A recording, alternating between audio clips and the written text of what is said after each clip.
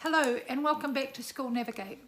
Stationery lists give parents a lot of anxiety because of the costs involved. So I want to look at the cost towards the end of the video, but also just tell you a little bit about what the books are used for in the different areas of the school. This is mainly junior to middle primary because the lines and the quads, or known as the squares in the math books, are different. Obviously, as the child goes further and further up the school levels, they can get their own books, or they know which books are best for you. But for any parent or caregiver looking for junior and middle area school books while the child is learning to write and put numbers into squares, or what I might call quads, this is for you. Now, you will have a list of books that have numbers on them like 1B8 or AJ5, and it's overwhelming when you go into a store and you are looking for the book numbers. But what I would recommend is have a look at the book title numbers, but what's more important for junior and middle school is the size of the lines. And the size of the lines are, if it is a 14mm, it is the widest line, and if it is a 5mm, it is the smallest, thinnest line, and that's for high school kids. In the middle block, you are looking for lines between 7 and 9mm, and they won't have any feints on them, which is a dotted line that is there to help children when they are learning to write. So let's just recap what I've said so far. For the junior first day at school, you are going to be looking for lines that have faint lines in them. It is 2 lines with a dotted line going through it. And the best book to buy is a 14mm with a faint line of 7mm, with half or 3/4 of the top of the page blank. That gives year 0, 1, 2 ways to navigate story writing and handwriting by drawing a picture at the top on that blank part of the line. So you're looking for 14mm width lines with 7mm faint lines, F-E-I-N-T, and it has it written on the book. This style of book can be used in year 1 and 2 for children who are struggling on writing letters, and also for children who are not necessarily struggling, but they also want to draw that picture on their page at the start. As we move up in the school in our ability to write, and I say that with some urgency because we all learn at different speeds. Just because you are a year 2 doesn't mean that you're going to be printing or writing at the speed of another year 2. And that's where I always recommend that the judgment is just on the child's ability and needs for themselves and not the rest of the class.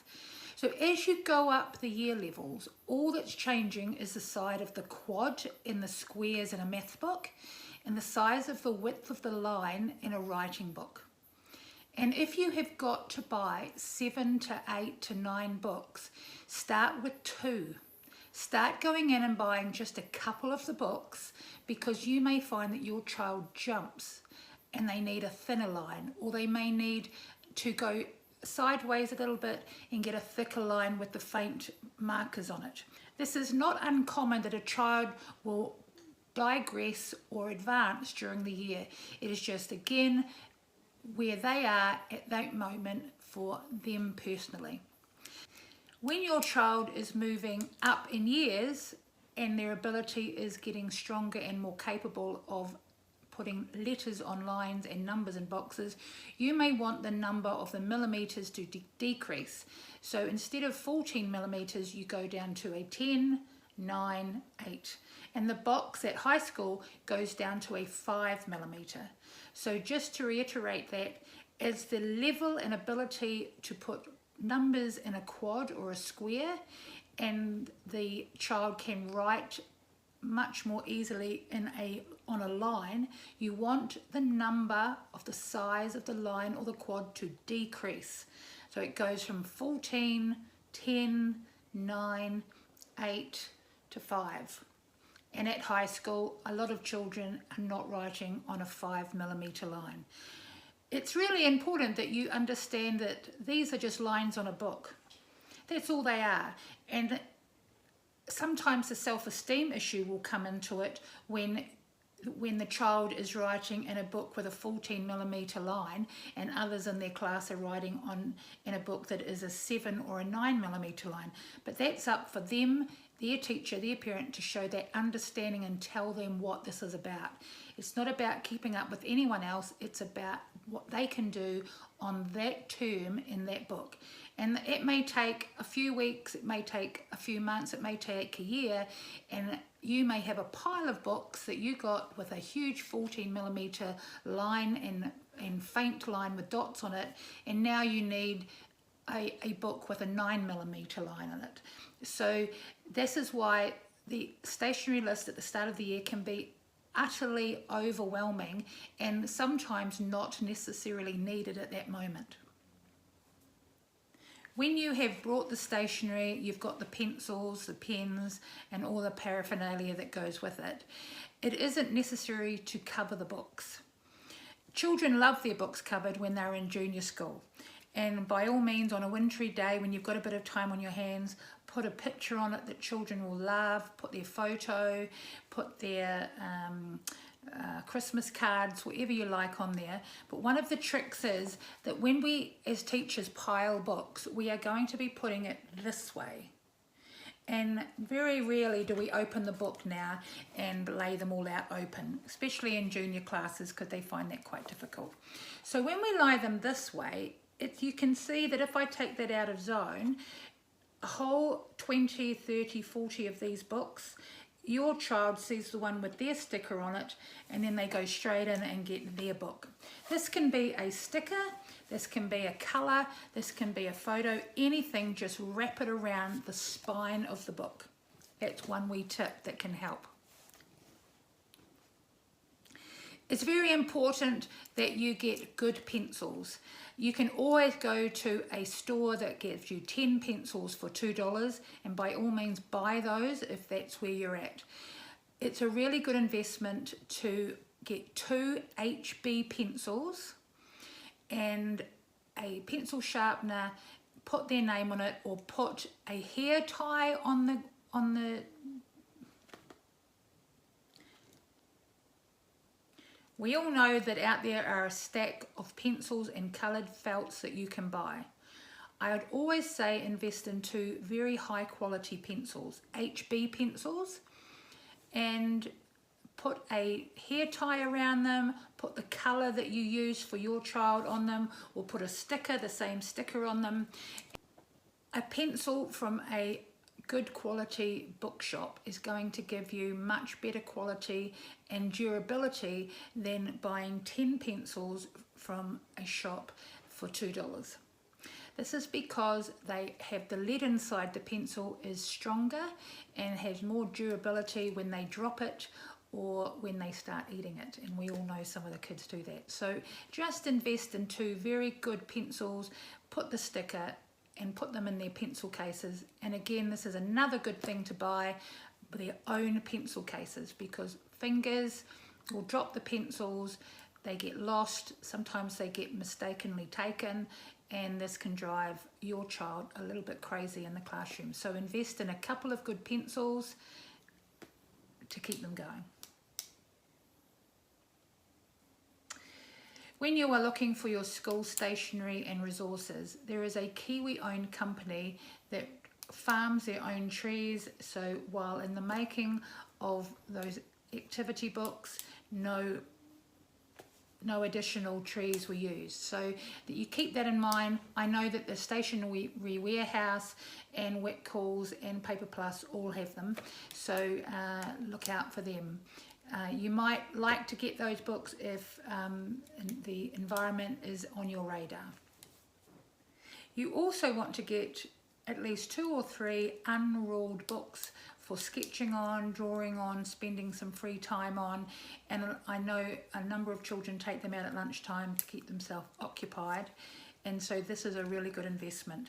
So 2 or 3 of the unlined sketching books.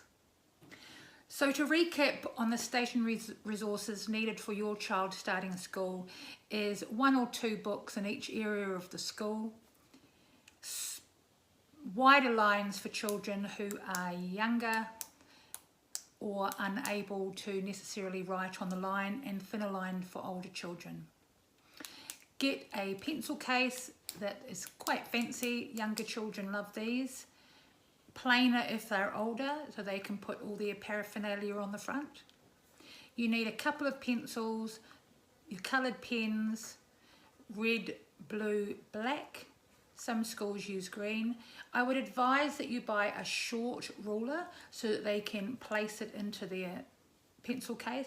Children younger find rulers quite difficult to use, and so a short one is easy to learn the trick to pushing your hand down on it and ruling across it. So a short ruler that fits into the pencil case. For younger children again, coloured pens or pencils or anything you can get your hands on. And remember again, this is all about what you can afford. It's not about keeping up with anyone in the classroom because the children will lose them or share them. It's just what you can afford. A great tip that I was notified by in 2 of the stores in the country are that you can send in or email by email or take it in by foot to a stationery store, and they will do the kit for you, so you don't have to worry about the time that's taken. This is an incredible service, and from the Warehouse Stationery and Whitcoulls, it is an incredible service that costs nothing. So there's a tip. One of the best ways of doing it is take your stationery list in at the end of a school holiday, because that's when the specials are. The specials in most of the books are under $1 if they are in junior classes, down to a notebook that's quite handy for spelling words, which can be below 20 to 30, 40, 50 cents. So take your list in. Change the list if you need to. If it's saying 7 books, cross it out and put 3 books, and then they will ring you or text you when those books are ready to be collected. And what an amazing, efficient resource that is to have around in our stationery shops around the country. So the stationery books in a number of the larger chain bookstores in the country put their sales on at the end of the school holiday. So if you were to go in the last 1 or 2 weeks before the start of the February beginning of the year, you will get those books up to half price cheaper. Whereas if you get them in the middle of the year, they are going to be double, 3 times the price. So this can mean that you are getting a bigger pile of books at the start of the year, but your child may not need or may need to change line size or quad sizes for maths as the year goes on. So it's up to you to decide, do you take the gamble? If it were me, I would hold back on 5 or 6 of the resource books, and I would get 1 or 2 to start the year, see how my child is progressing, and then take the hit if the price of the book has gone up by 50 or 60 cents. So it's up to you, but the last two weeks of the holiday is where you want to go and pick up those books for a bargain price. I hope that helps a little bit. It's a difficult thing when you've got so much to do at the start of the year, but I hope that helped. If you have any questions or if you want anything updated, I can text you back. And remember, there's such good resource shops out there that are willing to help. Take your list in, and all the best. See you next time. Angela signing out from School Navigate. Ka kite.